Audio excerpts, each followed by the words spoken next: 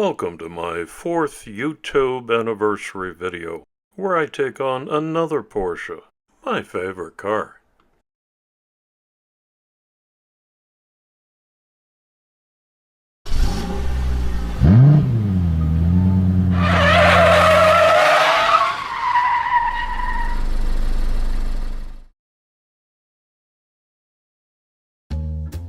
Hi everybody, and a warm welcome back to Maple Leaf Customs in Switzerland. I'm Andrew, and on the bench today is a 1:55 scale Siku Porsche 911 Turbo Cabrio. Siku is a German die-cast maker, which is especially appropriate when working on a Porsche casting. This one has seen some miles on the Autobahn, lots of little chips and defects, but that's what I like to start with. This project is a kind of a throwback to my early Maple Leaf restorations. I started with a bag of 50 cars from an eBay haul, and they were rough, really bad. That's how I cut my teeth in the hobby. This is my entry to my annual All Porsche Invitational, or hashtag MLC Porsche 4, to mark my YouTube channel's 4th anniversary and to celebrate all things Porsche. My personal thanks to each of you who follow my channel and interact with me through the comments. I've made so many online friends. And special thanks to 50 plus talented builders who are participating in this year's build-off. The key theme is pay it forward.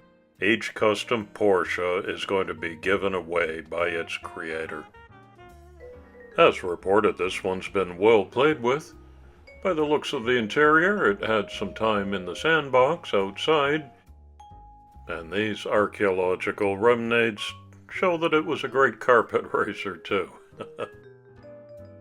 There's the original Siku wheels, and it's a metal base with all kinds of information on the bottom of it, kind of like a driver's service book. Tells you the horsepower and the cylinders and all kinds of things. I like that Siku does that.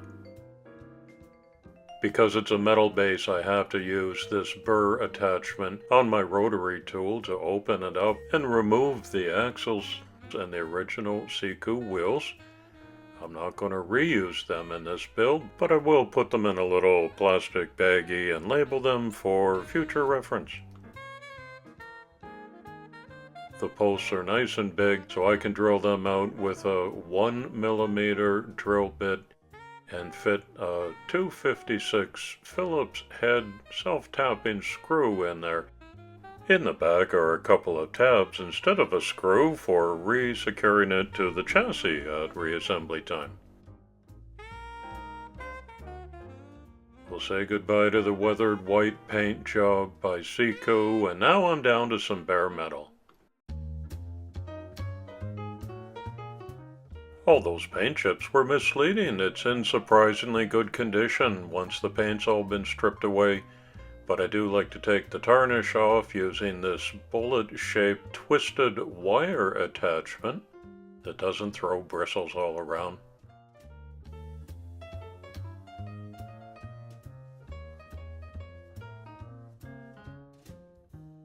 There are a couple of casting lines, so with a set of fine-tooth files and a light touch, let the files do the work. Those come away pretty easily. I'd say about a minute and a half. Followed by a Scotch-Brite attachment. And I end up with some 4/0 steel wool, just to get the bare metal looking as good as possible before it goes into the paint booth. Here's my ghetto spray can mixer. I just attached an old tomato can to my power drill. That gives it a really good mix and substantially reduces the old 3 minutes I used to spend shaking it by hand.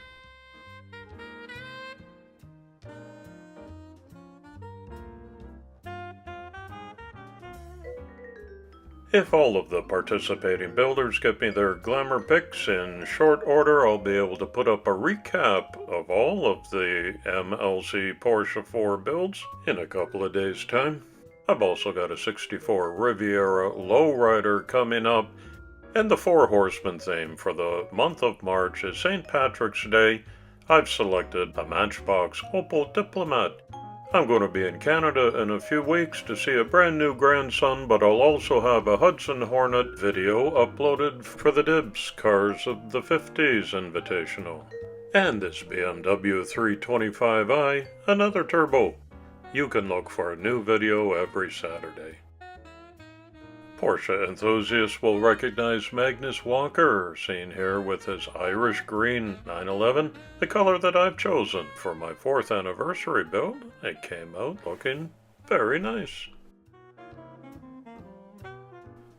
Now I give my attention to the simple one-piece interior that was filled with sand, as you'll recall.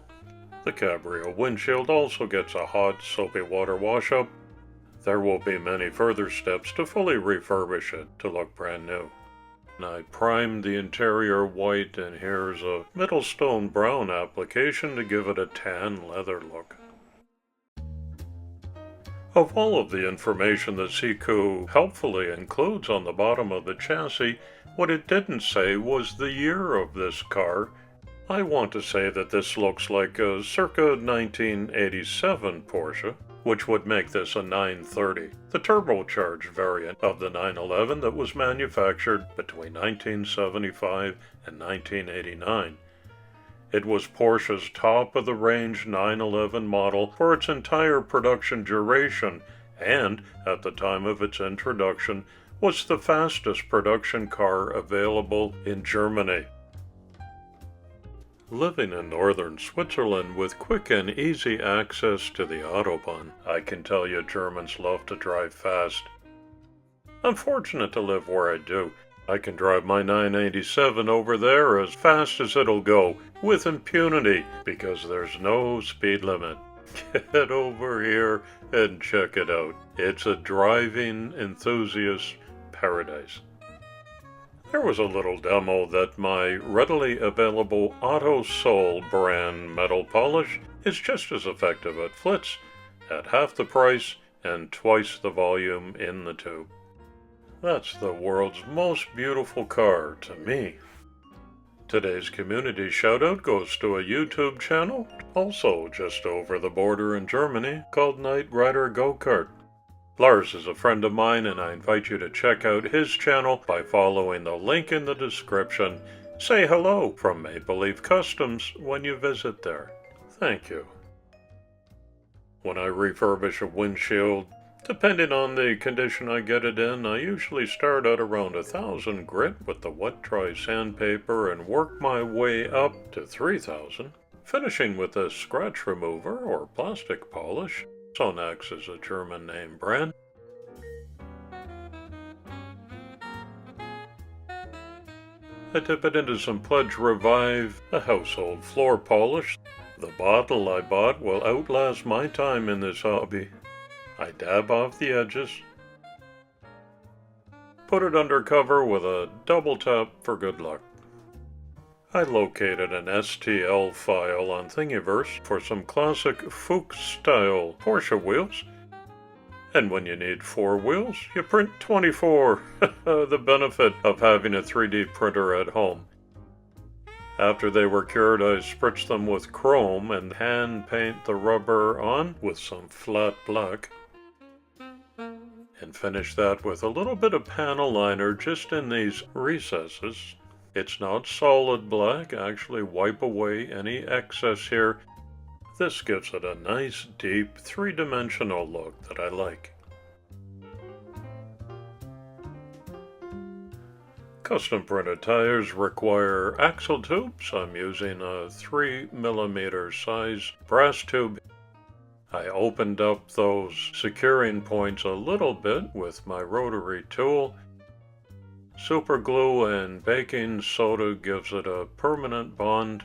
I put an extra bit of super glue on top of the baking soda again.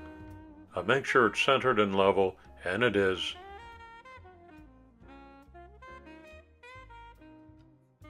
This is a test fit of the piano wire that will serve as the axles.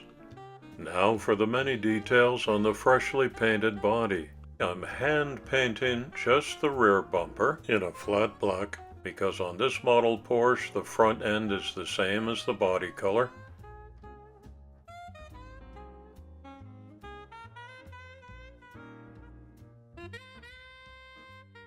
instead of trying to paint the engine cover vents, I'm using an exact shape black decal so the lines are sharper.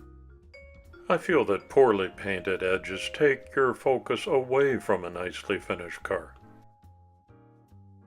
Porsche lettering on the back. That's accurate to the 1987 year release. Here are some more of the ghost white decals that serve as underlay for the colors to come, like this Magnus Walker Urban Outlaw emblem. Custom MLC 289 license plates go on the front and the back. Red, white, and amber taillights are decals for sharpness. And most importantly, the Porsche hood badge. The dashboard got an instrument panel and a Porsche insignia, as do the headrests on the seats as well. The body with fresh decals was clear coated the next day, and that was left to cure so that I can handle it for the reassembly process. Look at that nicely refurbished glass. There's the fold-down Cabrio top. Cabrio or cabriolet simply means convertible over here in Europe. Detailed interior. I added some seat belts. There's my channel logo on the metal base and the new 3D printed wheels, in contrast to the Siku wheels.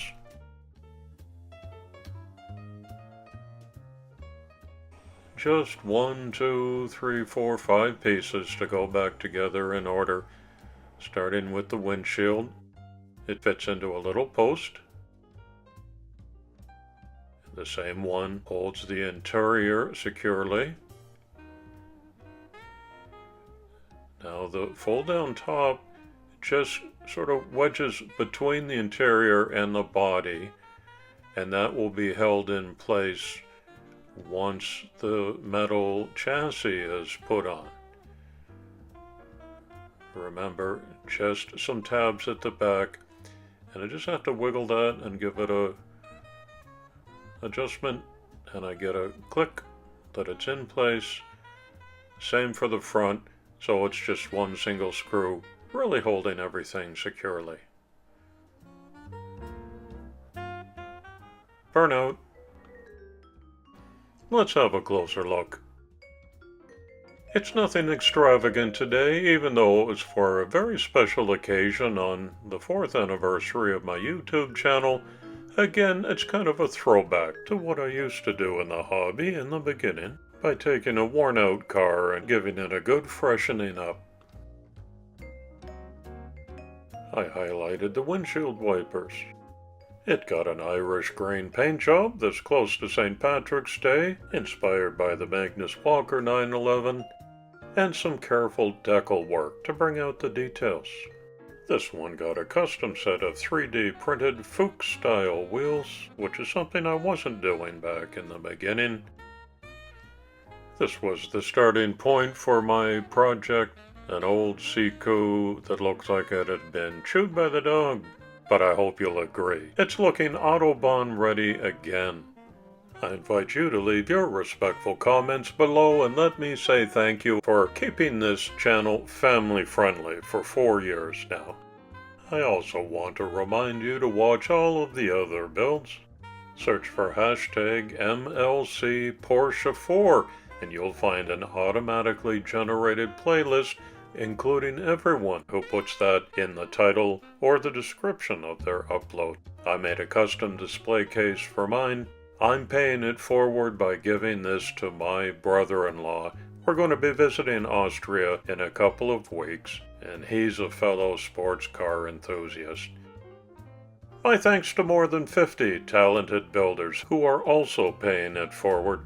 Please remember to send your glamour pics to this email address to be included in the recap video. Thanks for visiting my channel again today and so many other times. Be sure to save the date for Porsche 5. It's coffee time.